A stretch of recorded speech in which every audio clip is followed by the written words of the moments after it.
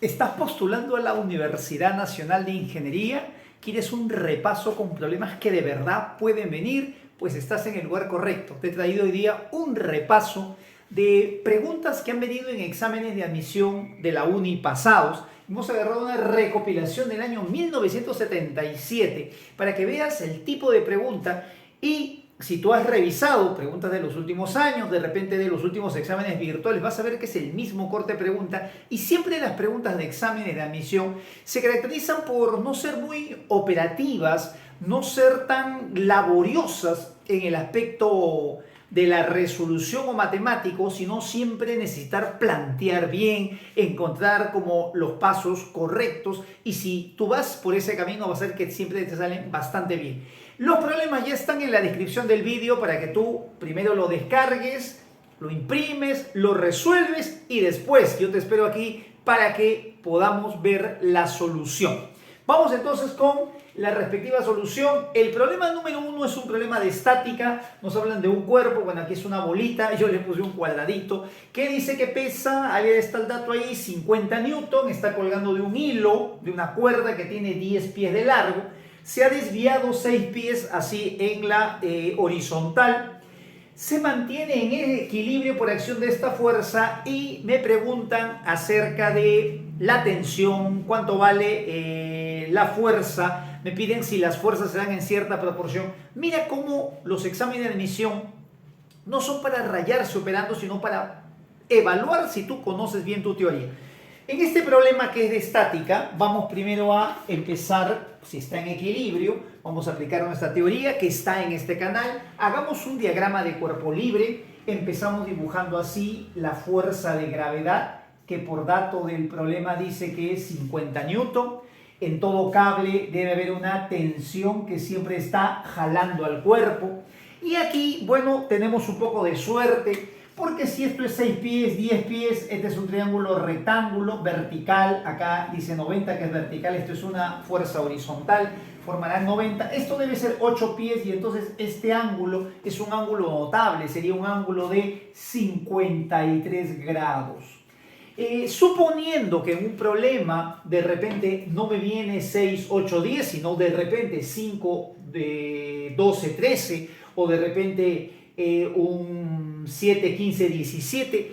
Lo importante es conocer los valores de los lados y en realidad no necesariamente conocer el valor del ángulo. En este caso tuvimos suerte, los exámenes no van a venir tampoco tan complicados. La idea es que tú apliques tu teoría, demuestre que sabes la parte física, lo de matemáticas siempre es como un pequeño complemento. Aquí entonces hay un ángulo de 53.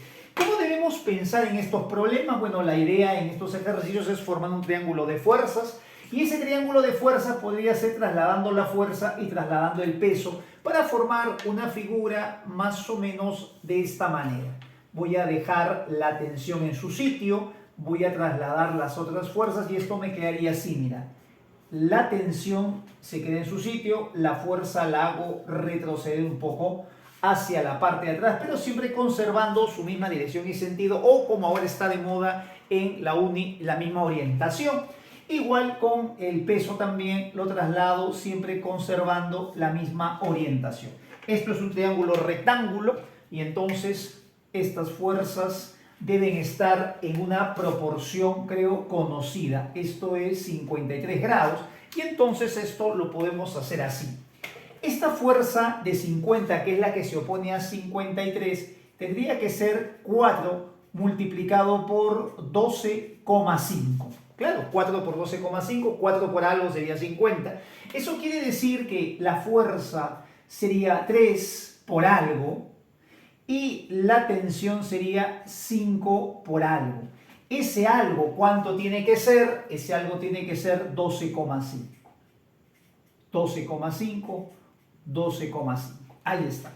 Ahora voy a mirar mis alternativas. Dice la alternativa A, si la tensión vale 80, me doy cuenta que la tensión es 5 por 12,5, que me sale algo de 62,5, pero en el examen ni siquiera lo tengo que multiplicar exactamente, 5 por 12 es 60, entonces de hecho 80 no es. La magnitud de la fuerza es 60, tampoco acá me sale 36, un poquito más, 37,5, si no estoy en el examen, no es necesario que tú llegues al valor exacto. Mira el examen, no busca la parte operativa, la parte matemática, sino que tú te des cuenta. Esto es 36, no es la respuesta a la B. Entonces sigues avanzando y te dice si la tensión, el peso y la fuerza están en la proporción de 3, 2, 1. Obviamente esa no es la proporción, mira. La proporción sería, como está en la alternativa D, la proporción es 5, 4 y 3. Así que la respuesta correcta es la alternativa T. Mira, ese es el tipo de pregunta, ese es el perfil de las preguntas en la uni. No que te pongas a operar, que apliques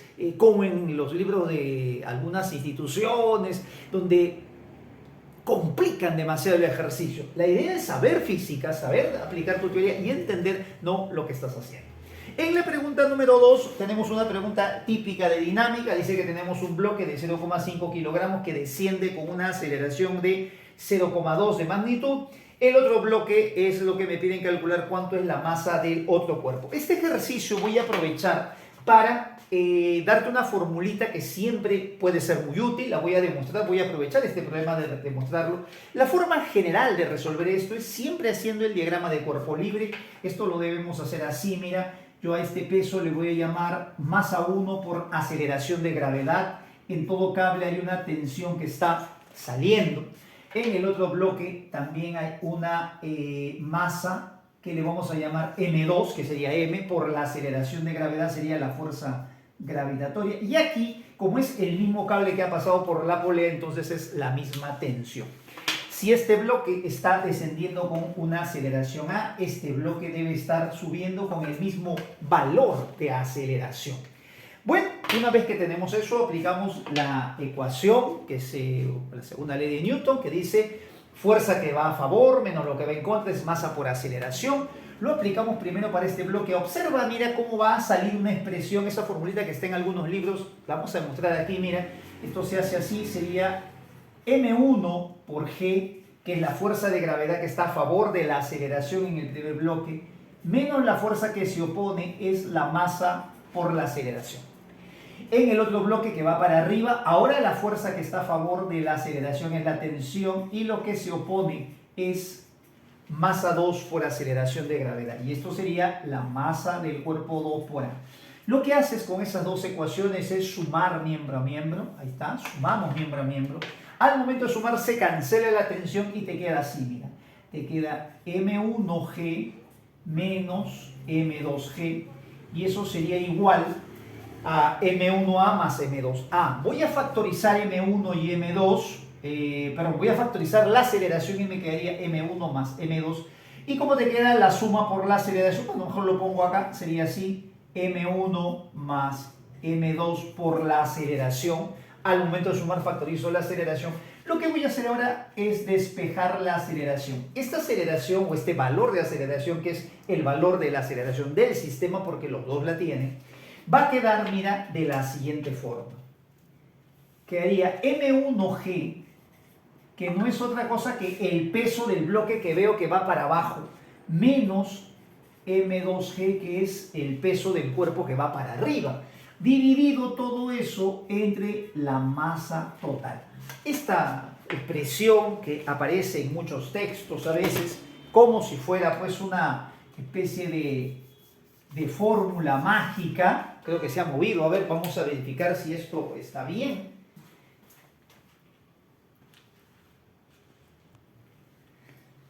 Ahora sí, se había movido ligeramente. Y entonces esto que aparece aquí es una aceleración, una formulita. Cada vez que tú tengas este tipo de problema, puedes aplicar así la aceleración del sistema que van a tener ambos, el valor de aceleración que van a tener ambos bloques, se puede hallar así. Agarras el bloque que está bajando, que siempre es el que tiene más masa, el que es más pesado, menos el bloque que está subiendo entre la masa total. Bueno, a partir de esto puedo despejar. Me dan la masa de los cuerpos, esta sería la masa 2 es m, la otra es 0,5, que pasan a multiplicar a la aceleración que es 0,2, y esto entonces quedaría así, a ver, m1 sería la masa 0,5 por la aceleración de la gravedad 10, me quedaría así, entonces sería 5, sería el primero, este sería el peso del primer cuerpo, menos el otro que sería 10m, y aquí sería 0,2 que multiplica a la suma de masas, que vendría a ser 0,5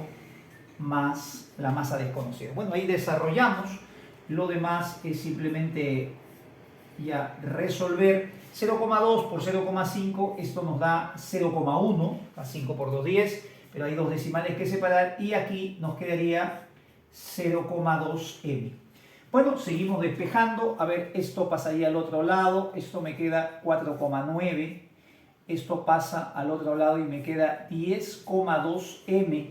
Y entonces de aquí el valor de la masa nos va a salir, creo que aquí alcanzamos todavía a hacerlo, el valor de la masa nos va a salir, si esto fuera 10 sería 0,49, pero como es un poquito más de 10, acuérdate que cuando el denominador crece, entonces el valor de la fracción disminuye, esto me va a salir 0, entonces 48, que es justamente la clave que tenemos en el problema.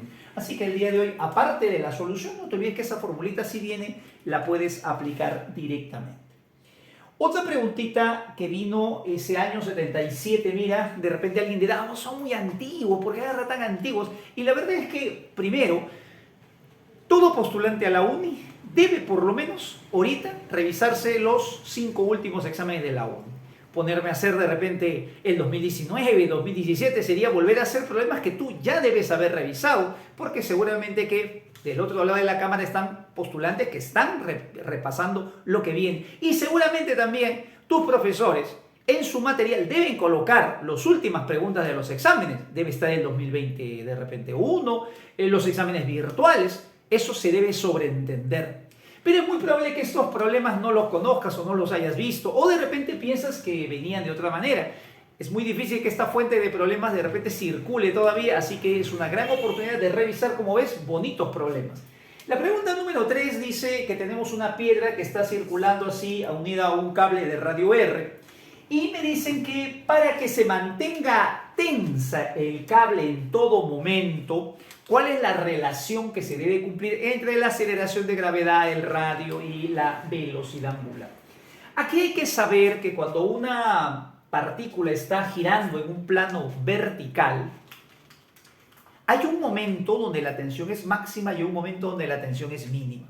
Siempre la tensión es máxima, recuerden, en el punto más bajo de la trayectoria y es siempre mínima en el punto más alto. Y tan mínima puede ser que hasta puede ser cero. Sí, puede ser cero. La mínima tensión que puede haber en el cable en el punto más alto es cero. Y cuando es cero, el cuerpo está con la justa pasando. Justamente eso también suele venir en varias preguntas de energía. ¿Cuál es la velocidad que le debemos dar para que logre con la justa completar la vuelta? Y la condición es que en el punto más alto la tensión sea cero. Entonces, como me piden que en todo momento sea tensa o en todo momento esté tensa la cuerda, voy a razonar así. Aquí el punto donde puede ser que desaparezca la tensión es el punto más alto, donde podría ser cero. Así que ahí lo voy a analizar. Y lo voy a analizar así. No lo analizo en otro punto porque tiene que haber tensión en los otros puntos. Pero en el punto más alto, donde la tensión es mínima y donde incluso puede llegar a ser cero, es donde lo voy a analizar porque ahí estaría como el punto crítico. Si yo aseguro que aquí no sea cero, de hecho ya no va a ser cero en ningún punto de la trayectoria. Entonces voy a analizar en ese punto qué ocurre. En este punto, las fuerzas que estarían actuando serían, en primer lugar, la fuerza de gravedad. La fuerza de gravedad, voy a poner su valor mg, y en todo cable, acá vamos a suponer, hay una tensión.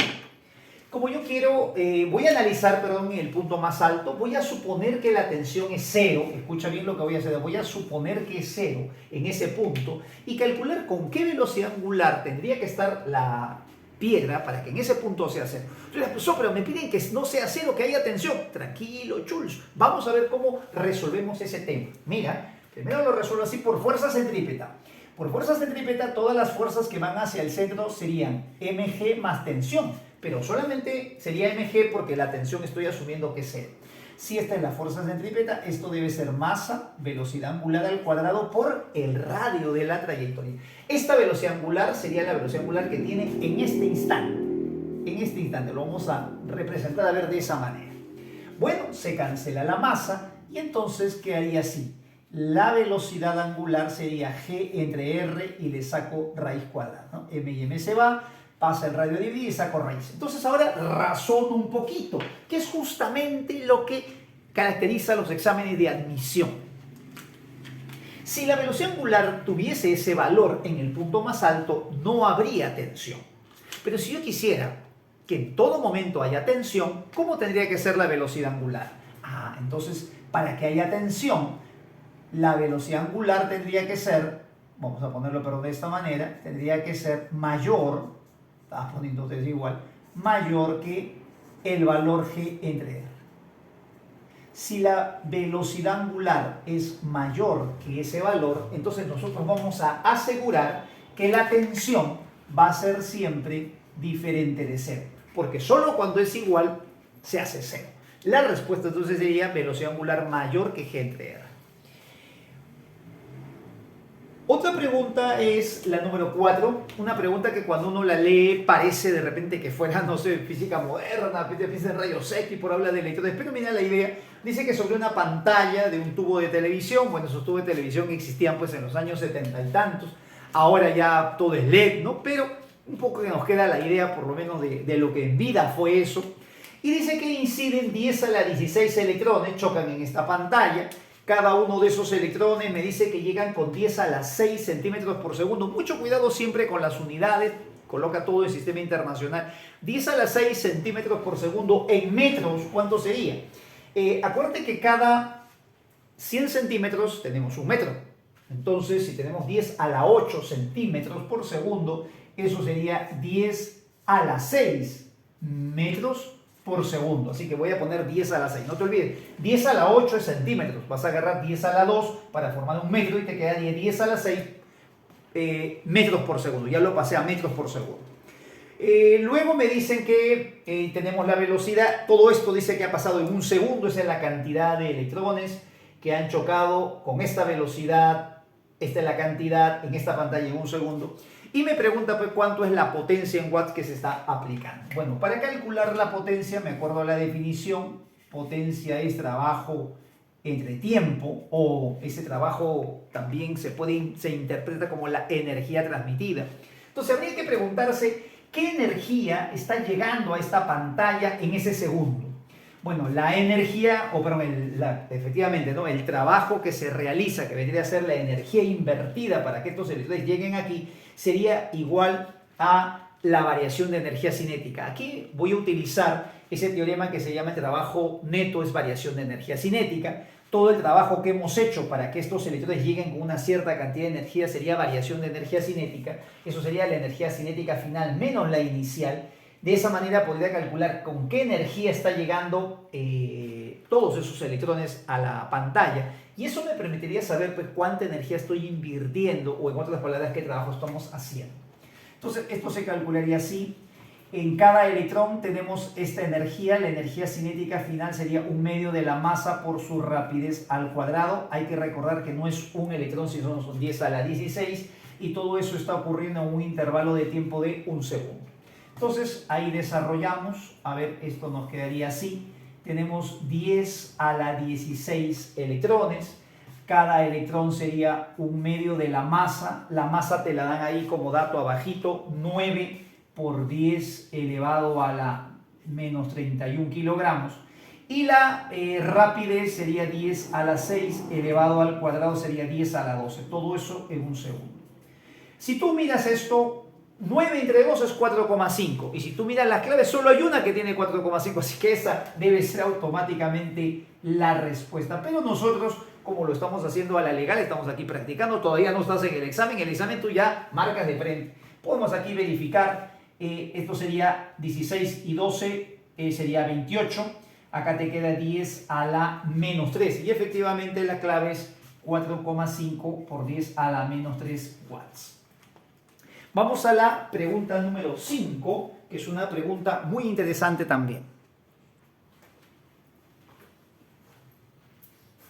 Este es un problema bastante interesante, me parece que es uno de los más bonitos y es bastante característico en la uni que a veces se combinen dos capítulos. Aquí hay que aplicar lo que es fluidos, mucha teoría de fluidos y aparte aplicar este tema de la ley de Boyle a temperatura constante.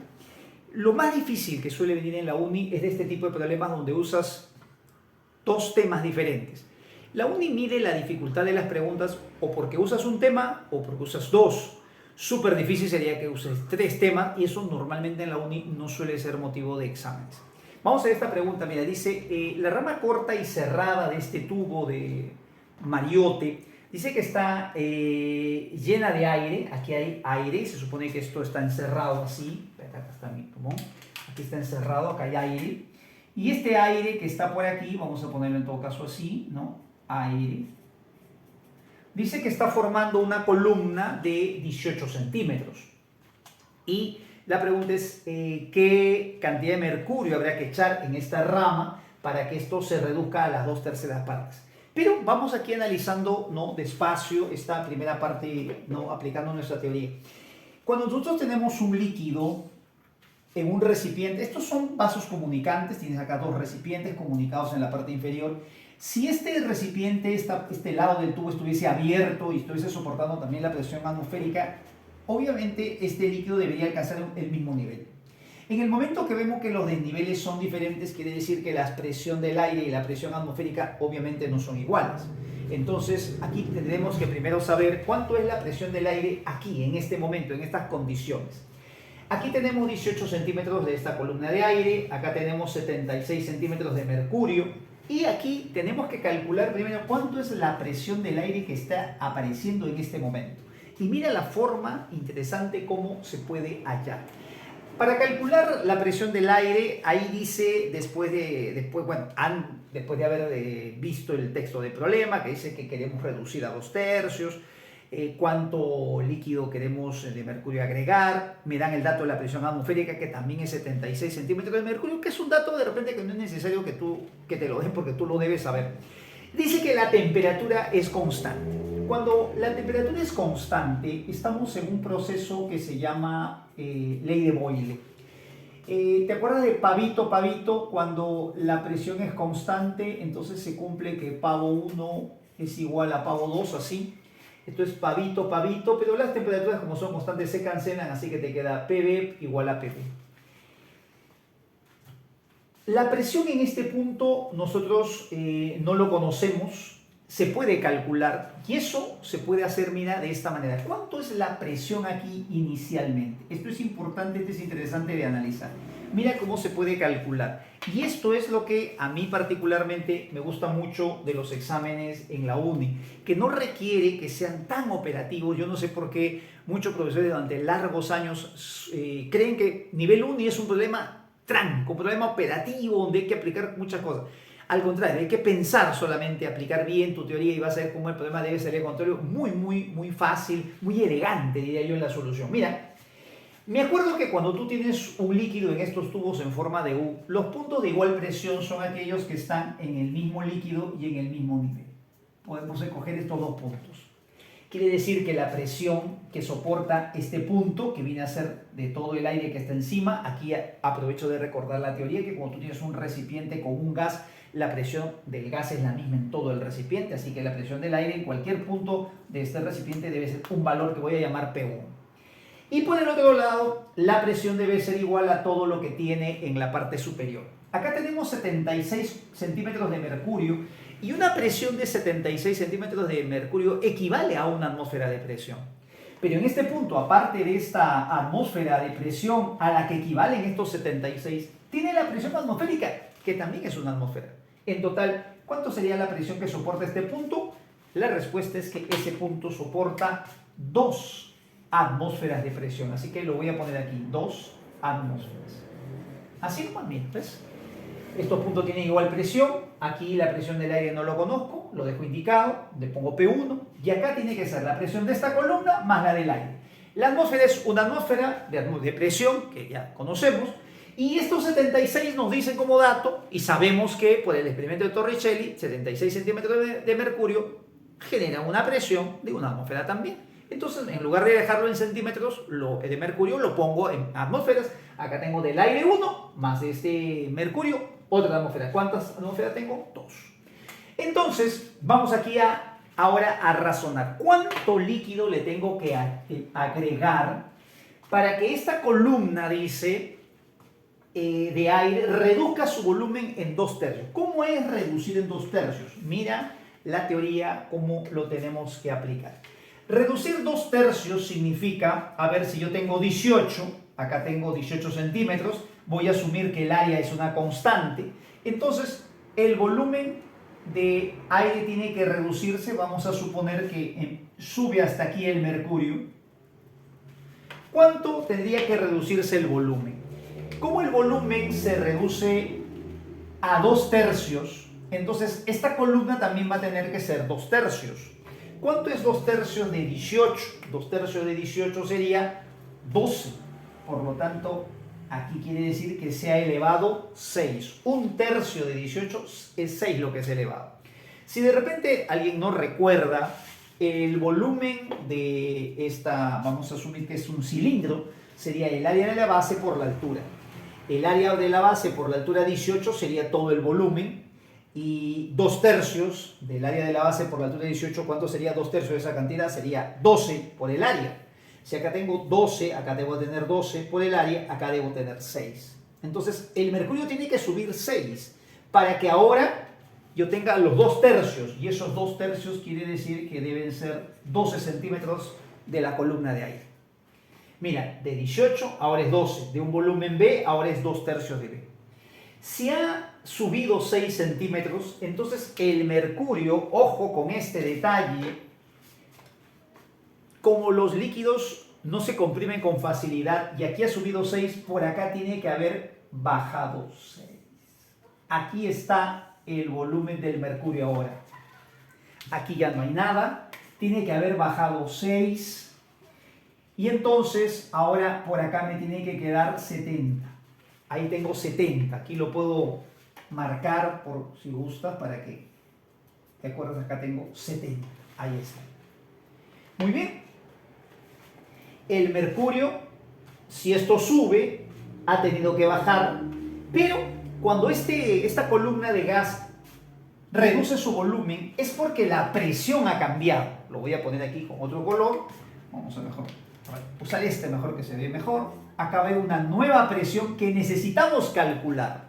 Y para que haya nueva presión ahora en este gas, tendría que buscar nuevos puntos de igual presión. Voy a buscar acá nuevos puntos de igual presión. Voy a trazar dos puntos que estén al mismo nivel. Así, mira.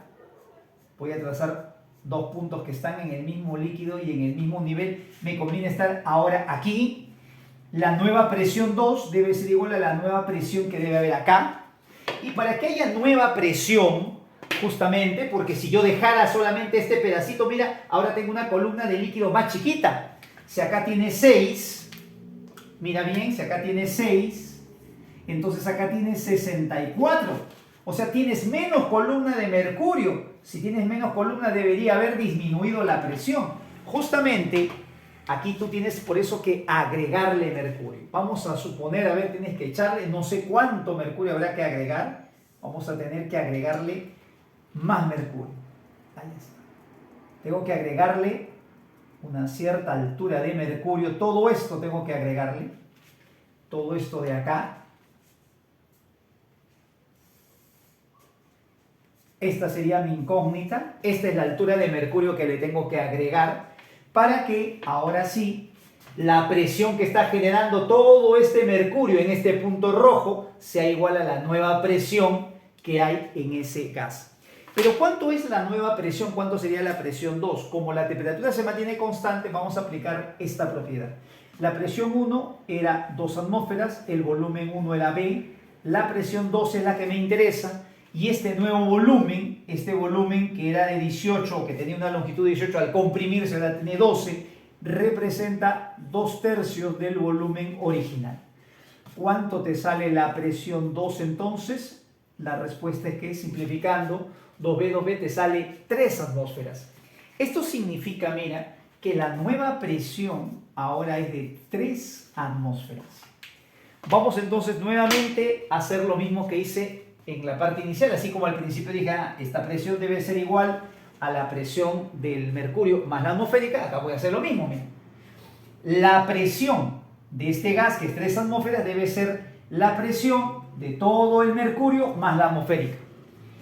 La atmosférica ya sé que hay una atmósfera y esta columna tendría que medir un equivalente a 2 atmósferas. ¿Cuánto tendría que ser 2 atmósferas? ¿O cuánto de mercurio tendría que tener para producir una presión de 2 atmósferas? Tenemos como dato del problema que 76 centímetros de mercurio produce una atmósfera. Yo necesito, recuerda, 2 debe producir este líquido más 1 de la atmósfera, ahí están las 3, que es la nueva presión del gas. Como 76 equivale a 1, entonces sería 152 centímetros de mercurio que debería tener desde este punto rojo hasta el borde del mercurio. Pero no te olvides que nosotros ya teníamos aquí 64. ¿Cuánto vale H entonces? La respuesta final, a ver, restando, es que 152 menos 64 me debe salir 88. La respuesta es 88 centímetros de mercurio, es lo que le debemos agregar. Mira la solución. No requiere tanta operatividad, no tienes que resolver, sino tienes que plantearlo bastante bien. Puedes repetir el vídeo varias veces. No te olvides que primero tienes que trabajar cuando está en los 18, calcular cuánto es, ¿no?, la presión con el mercurio que tienes. Luego el problema dice que se reducen en 1/3, o sea, se reduce a 2/3. Léelo bien, no es en, sino a 2/3. 2/3 del nuevo volumen quiere decir que me queda una columna de 12, ha tenido que subir 6, acá ha tenido que bajar 6, solamente me quedan 64 sobre este nivel nuevo de presión del gas. Aquí la nueva presión, como se ha reducido por esta ley de Boyle, calculo que es 3 atmósferas y necesito entonces sobre este punto rojo 3 atmósferas. Esas 3 atmósferas, una es obviamente la atmosférica y el resto tiene que ser de una columna de mercurio que tienen que ser 152 centímetros. Porque recuerda que se puede manejar así también, 76 es una atmósfera, 152 tendría que ser 2. Justamente lo que me falta agregarle entonces, porque me había quedado 64, serían los 88 centímetros. Mira, ¿qué te parece esa solución?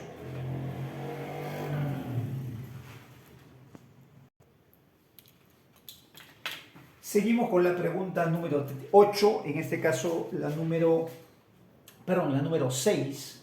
Nos habla de un oso polar, lo he dibujado por aquí mi oso.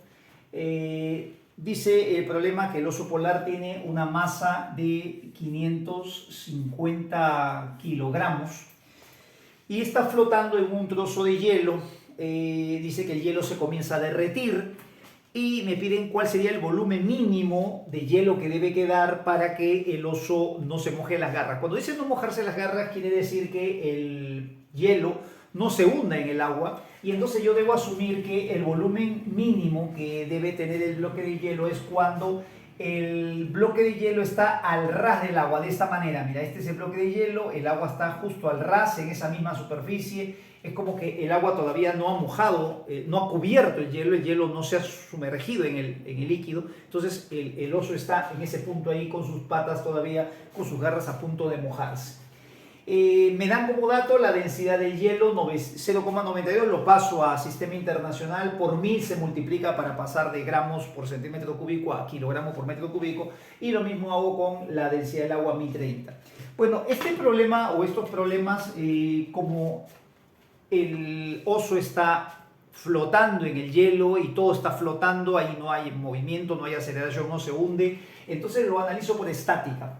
Hago un diagrama de cuerpo libre, los cuerpos que tengo para abajo serían, a ver, los siguientes. Tienes la masa del oso, que sería 550, la masa por la aceleración de la gravedad.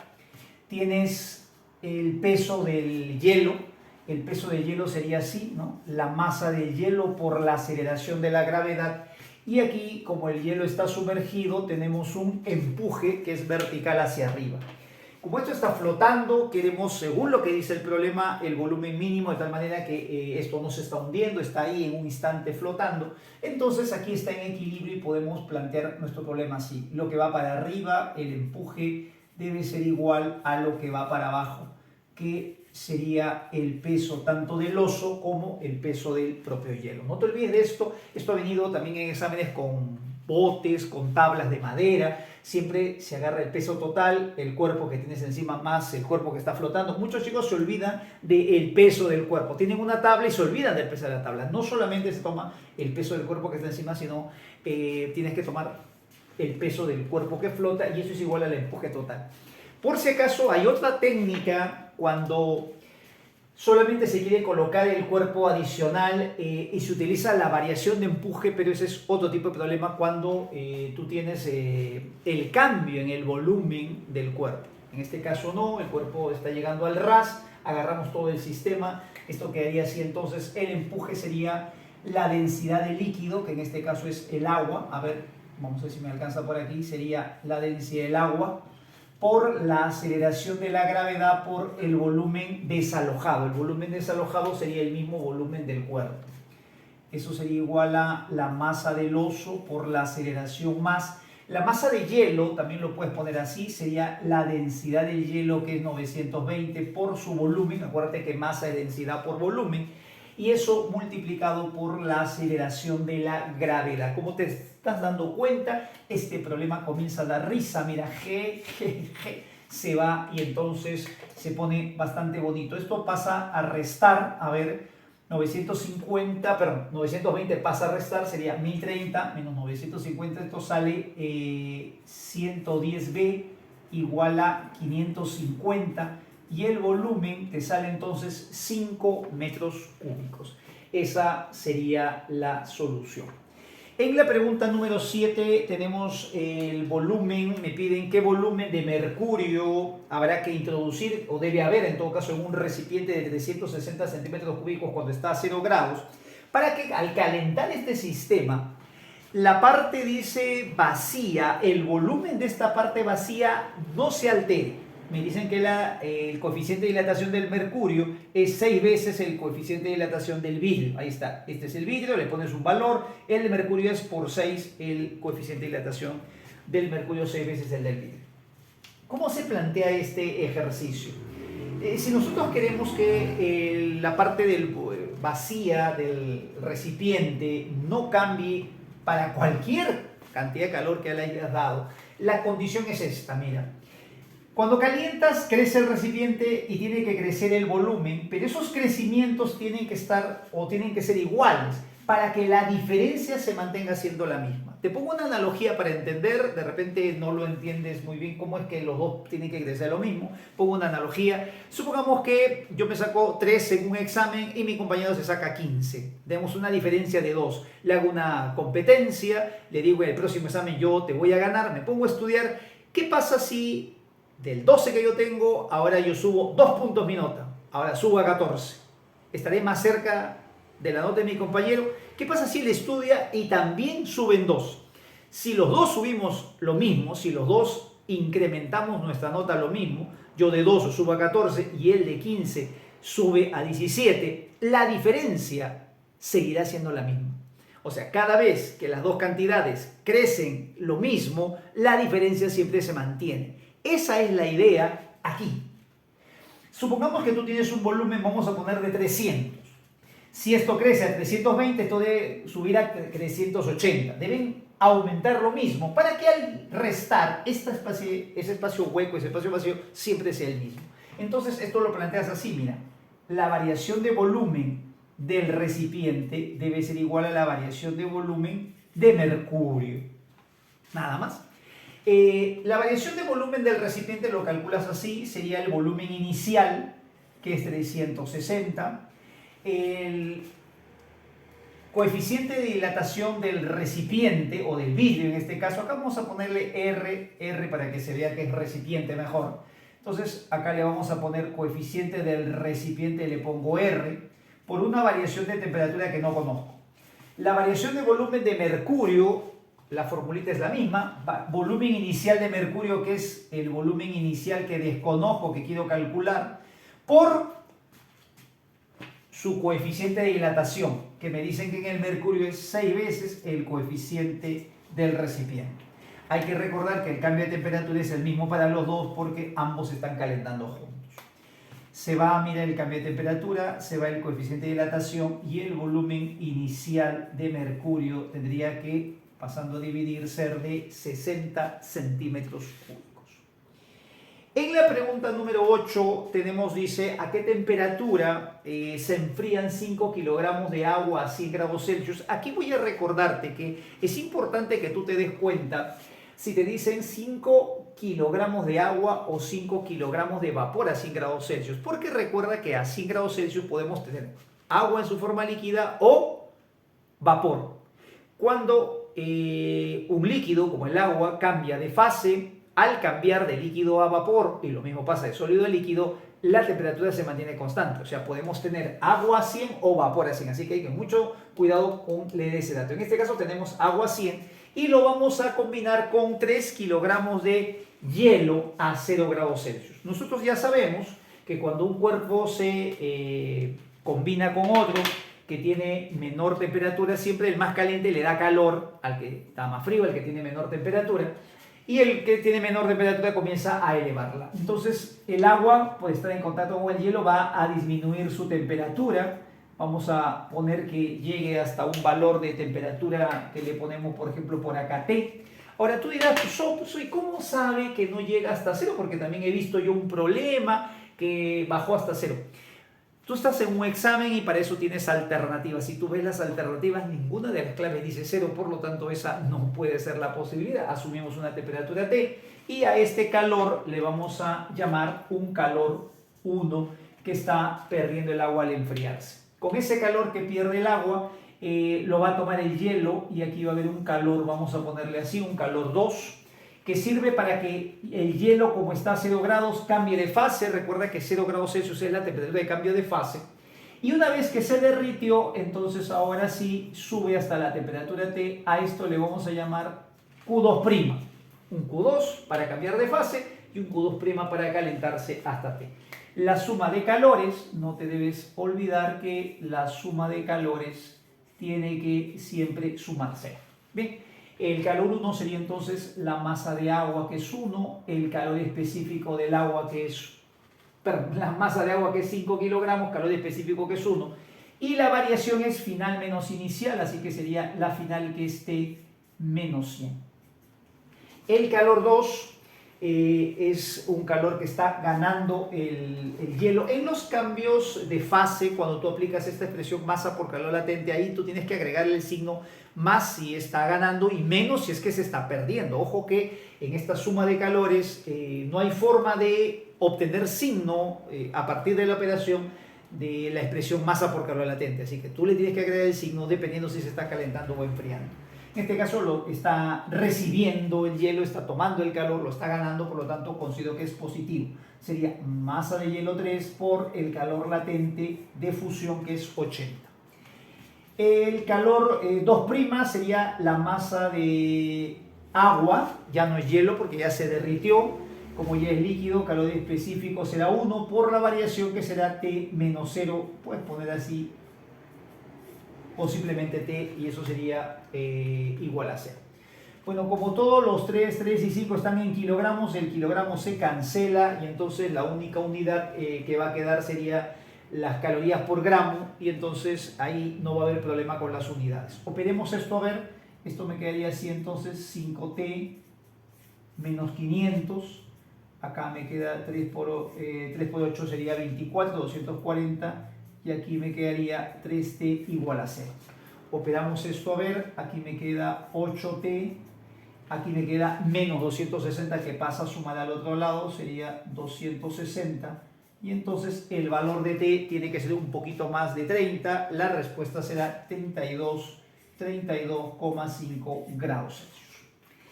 En la pregunta número 9, dice que tenemos un aeroplano. Esto que he puesto por acá representa un avión, pues, ¿no?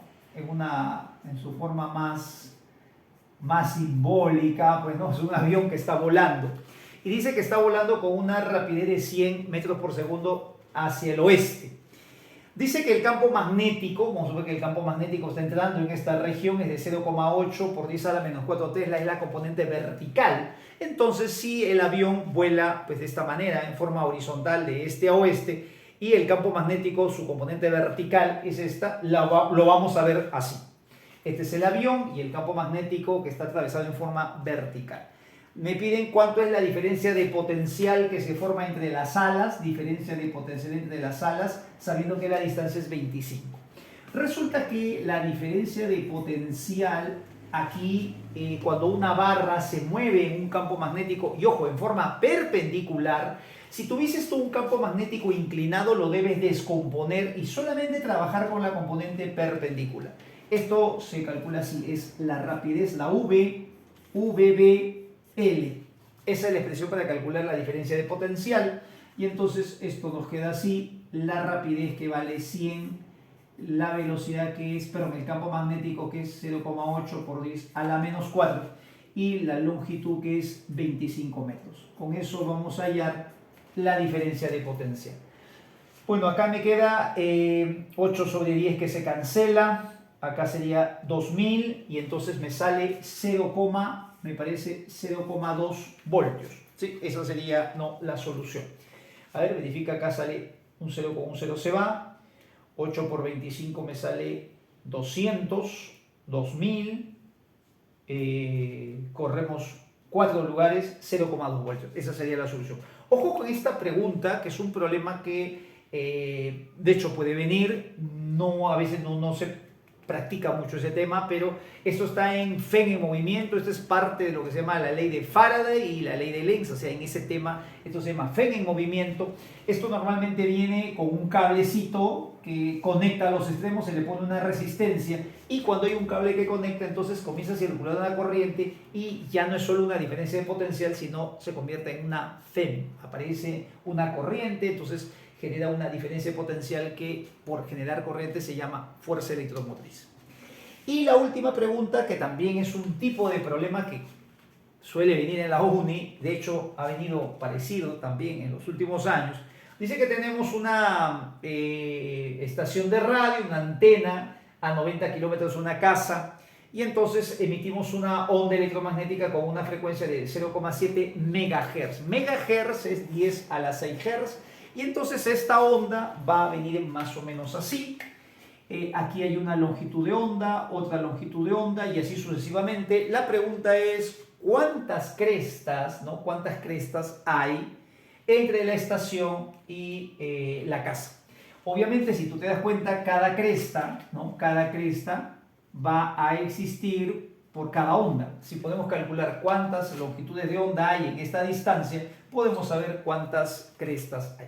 Bueno, para calcular aquí cuántas hay, tendría que saber, si tengo 90 kilómetros de distancia en total, tendría que saber cuánto mide lambda primero. Y para eso voy a aplicar esta expresión que es bastante conocida en las ondas, la velocidad de lambda por F. Como es onda electromagnética y estamos en el aire, entonces la velocidad de todas las ondas electromagnéticas en el aire es 3 por 10 a la 8 metros por segundo. La longitud de onda es lo que queremos calcular y el resto sería la frecuencia que es 0,7 entre 10 por 10 a la 6. Bueno, aquí podemos nosotros simplificar un poquito. A ver, acá te queda 10 a la 5, acá te puede quedar así, 3 séptimos, 10 a la 5 que pasa a restar acá sería 10 elevado a la 3 metros. Esto está en metros. Como ya tengo la longitud o cuánto es la medida de lambda, entonces ahora para saber cuántos lambda hay en esos 90 kilómetros, lo puedo pues hacer tipo aritmética bastante elemental, ¿no? Tendría que poner algo así. La distancia tendría que ser n veces lambda, pues, ¿no? N veces lambda. Eso ya no es una fórmula física, sino un poquito, ¿no? De simplemente criterio.